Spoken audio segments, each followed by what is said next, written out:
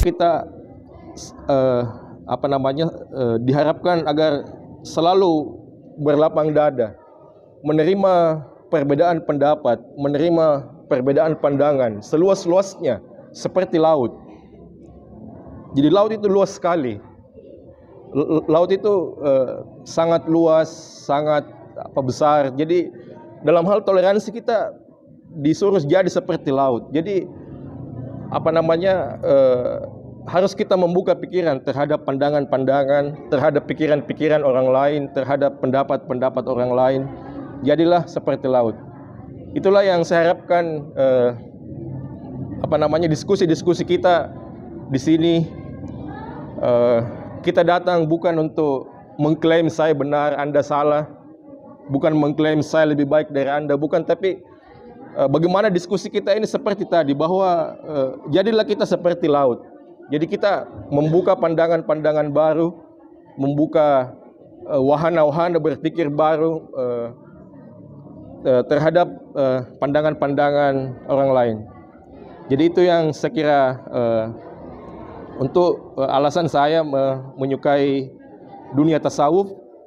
Mungkin nanti saya sangat menganjurkan kalau ada bapak yang atau jamaah yang jadi pemateri, mungkin kalau ada yang tertarik juga di dunia tasawuf, mungkin bisa mengangkat materi-materi tasawuf.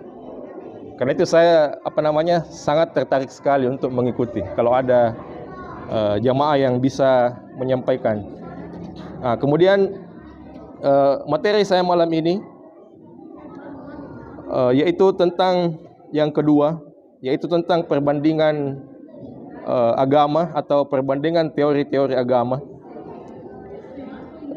Sedikit sebelum saya masuk, kenapa saya menyukai hal ini, karena ada juga seorang pakar filsafat mengatakan bahwa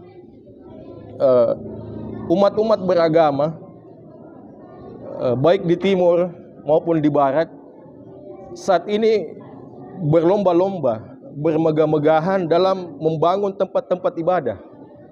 Islam bermegah-megahan membangun masjid, Kristen bermegah-megahan membangun gereja, Hindu bermegah-megahan membangun kuil, Buddha bermegah-megahan membangun vihara dan lain sebagainya.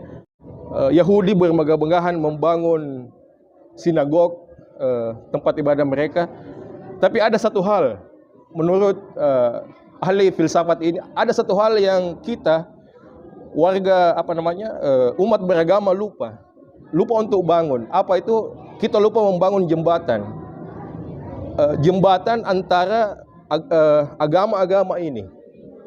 Jadi menurut pakar filsafat ini, bahwasanya kita juga tidak boleh melupakan bahwasanya antar agama-agama ini harus ada komunikasi, harus ada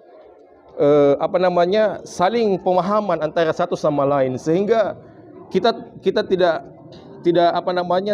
jatuh kepada konflik-konflik yang disebabkan agama seperti beberapa ratus tahun yang lalu, sehingga diperlukan adanya jembatan-jembatan yang menjembatani antara satu agama dengan agama yang lain, antara satu teori dengan teori yang lain. Itu yang pakar filsafat itu mendefinisikan teori-teori agama-agama yang harus dijembatani. Itulah pada malam ini saya ingin mengangkat judul kaitan antara spiritualitas dan sains dan teknologi. Jadi keterkaitan antara spiritualitas dan sains dan teknologi. Seorang peneliti asal Inggris bernama Arnold Joseph Toynbee. Beliau ini adalah peneliti asal-usul perkembangan dan kehancuran peradaban. Jadi beliau ini meneliti bagaimana asal-usul peradaban itu muncul. Kemudian juga beliau meneliti bagaimana peradaban itu berkembang. Kemudian juga beliau meneliti bagaimana peradaban itu punah atau hancur. Dalam penelitian itu beliau merumuskan satu teori bernama teori radiasi budaya.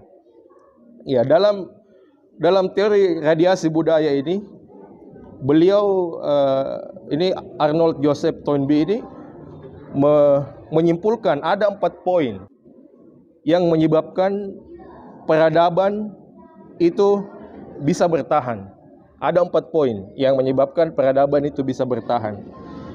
Yang pertama yaitu ini dari struktur paling dalam. Yang pertama itu adalah spiritualitas.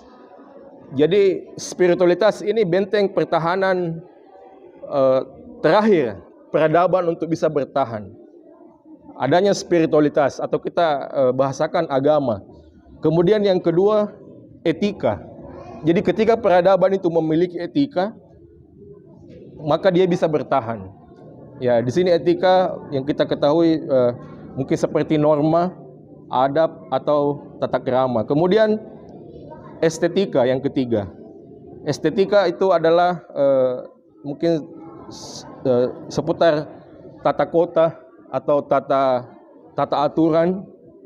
Kemudian yang terakhir adalah sains dan teknologi. Jadi ilmu pengetahuan dan teknologi. Jadi menurut Arnold Joseph Toynbee ini, 4 hal inilah yang membuat peradaban itu bisa bertahan. Dan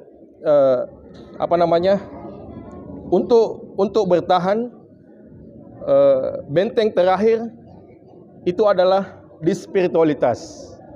Jadi ketika peradaban dia tidak unggul di sains, dia masih bisa bertahan. Ketika peradaban itu masih ada estetika, meskipun tidak unggul di sains dan teknologi, dia masih bisa bertahan. Masih ada estetika. Meskipun juga estetika sudah hilang, peradaban itu masih bisa bertahan.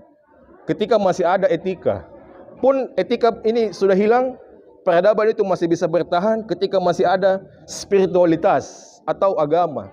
Kalau agama ini hilang, menurut Arnold ini peradaban akan musnah. Peradaban itu akan hilang setelah Arnold ini meneliti daripada peradaban, daripada budaya-budaya. Ketika spiritualitas daripada budaya itu hilang, maka hilanglah peradaban tersebut atau hilanglah budaya tersebut. Saya kira ini juga sejalan dengan Islam, sejalan dengan ajaran Islam, bahwasanya nanti kiamat akan terjadi. Ada riwayat mengatakan kiamat akan terjadi ketika tidak ada lagi orang yang beriman. Ketika tidak ada lagi di muka bumi ini orang yang mengucapkan la ilaha illallah. Ketika tidak ada lagi yang menyembah Allah, menyebut nama Allah, maka akan terjadi kiamat. Jadi saya kira dua teori ini, teori dari Arnold Toynbee tadi dengan pemahaman dalam Islam ini bisa kita melihat benang merahnya, bahwasanya peradaban itu spiritualitas itu adalah benteng pertahanan terakhir ketika suatu peradaban ingin bertahan. Spiritualitas benteng pertahanan terakhir. Kemudian ada hal yang unik yang disampaikan Arnold Toynbee ini, bahwasanya ketika peradaban ingin berpengaruh, peradaban yang paling berpengaruh kepada peradaban yang lain itu bukan spiritualitas. Spiritualitas ini adalah benteng terakhir, benteng pertahanan untuk peradaban ini musnah. Untuk peradaban memberikan pengaruh kepada peradaban lain justru ada di basis terluar, yaitu sains dan teknologi. Jadi sejauh mana peradaban itu menguasai sains dan teknologi, sejauh itu juga peradaban itu akan memberikan pengaruh. Sejauh itu juga peradaban akan memberikan pengaruh kepada peradaban yang lain. Jadi penguasaan terhadap ilmu pengetahuan, penguasaan terhadap teknologi ini akan membuat suatu peradaban berpengaruh kepada peradaban lainnya. Inilah mungkin ya, menurut saya sehingga Islam kita tidak boleh menelantarkan sains dan teknologi. Kita tidak boleh hanya fokus pada spiritualitas. Karena ketika kita hanya fokus kepada spiritualitas, itu berarti kita hanya fokus kepada diri kita sendiri. Hanya untuk mempertahankan iman kita. Tapi bagaimana kita mau membuat iman kita menular, membuat iman yang ada di dalam diri kita itu bisa diterima oleh orang lain? Kita membutuhkan media. Kita membutuhkan jembatan. Apa jembatannya? Ya, kalau menurut teori ini adalah sains dan teknologi. Jadi ketika Islam ingin berpengaruh, maka Islam harus unggul di sains dan teknologi.